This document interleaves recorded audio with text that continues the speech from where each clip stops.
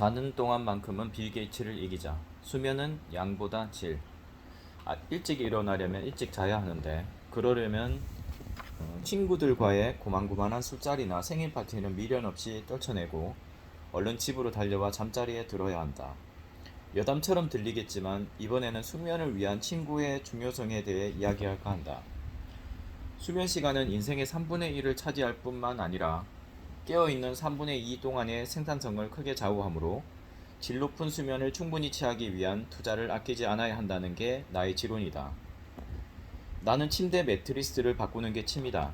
그렇다 보니 충분한 숙면을 취할 수 있도록 동료들에게 매트리스를 추천하기도 하는데 그중 하나가 썰타사의 슈피리어 데이라는 매트리스다. 또한 일본 브랜드 실키 포켓과 실리의 론도 3도 일품이다.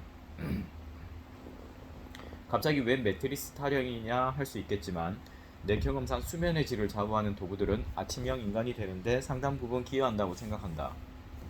충분한 투자를 해서 자는 시간 동안만이라도 빌 게이츠나 마크 주커버그 부럽지 않은 수면의 질을 유지한다면 깨어있는 시간 동안 어떤 사람도 넘볼 수 없는 능력을 발휘할 것이다. 시간 엄수는 협업을 위한 최소한의 조건. 약속 시간과 마감 일자를 사수하자.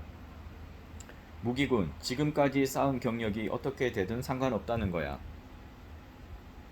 싱가포르에서 중요한 회의에 2시간이나 늦게, 그것도 회의가 끝날 무렵에야 나타난 나를 보고 친한 미국계 중국인 여성 동료가 한 말이다. 그날 아침 눈을 뜨니 주위가 몹시 화냈다. 이상하네. 왜 이렇게 화나지? 6시에 일어나서 샹그릴라 호텔로 가야 하는데. 고개를 갸우뚱하며 시계를 본 나는 기함을 했다. 회의 시작 시간에서 2시간이나 지나 있는 게 아닌가. 휴대전화를 보니 동료, 상사, 비서로부터 5분에 한 번꼴로 10통 넘게 전화가 와 있었다. 맙소사, 나는 이제 끝이다. 지금껏 쌓아왔던 나의 이력은 이렇게 종말을 구하는구나. 경쟁이 치열한 글로벌 비즈니스 세계에서 인생을 망치는 가장 확실한 방법은 이처럼 아무렇지 않게 약속에 늦거나 마감 시간을 어기는 것이다. 전화 회의 시각에 15분이나 늦게 전화를 하거나 마감 시간을 넘겨 서류를 제출하거나 메일 답장을 묵혔다 보내는 경우도 마찬가지다. 다른 사람을 기다리게 하는 것은 상대의 시간이나 상대와의 약속을 경치하는 증거로 간주되어도 어쩔 수 없다. 인류는 절대 지각하지 않는다. 마감 시간에 촉박해서 일하지 않고 여유있게 끝낸다. 상대를 기다리게 하는 것은 상대의 시간을 헛되게 하는 행위다. 그런 행위는 규율 위반과 무책임의 상징이다. 지각은 비즈니스맨이 가장 수치스러워해야 할 일 중에 하나다. 수치심을 느끼지 않는다는 자체가 기본적으로 프로페셔널의 자격이 없음을 의미한다. 그리고 지각의 유무에는 일 전반에 대한 자세가 여실히 드러난다.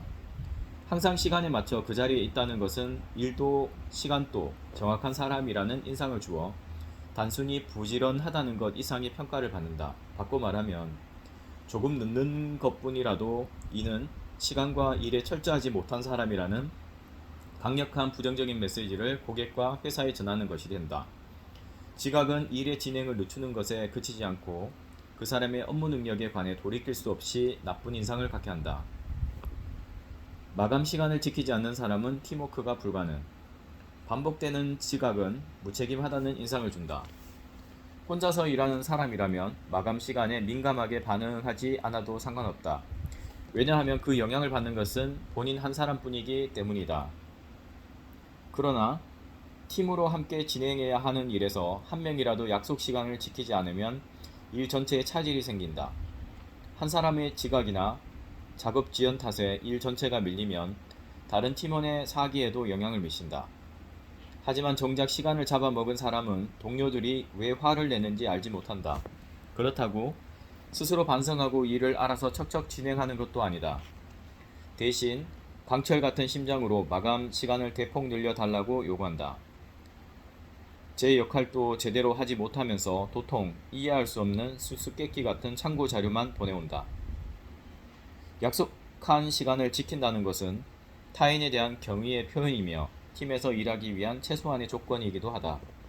시간 엄수를 좌우명으로 삼거나 유독 지각이 심한 사람은 회사 근처로 이사를 가는 등 할 수 있는 모든 노력을 해야 한다.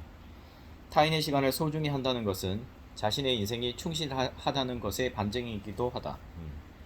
타인의 시간을 소중히 한다는 것은 자신의 인생이 충실하다는 것의 반증이기도 하다. 충실하지 않은 생활을 하는 사람은 자신의 시간을 소중히 하지 않을 뿐만 아니라 결과적으로 타인의 시간이 소중하다는 것도 깨닫지 못하기 때문이다.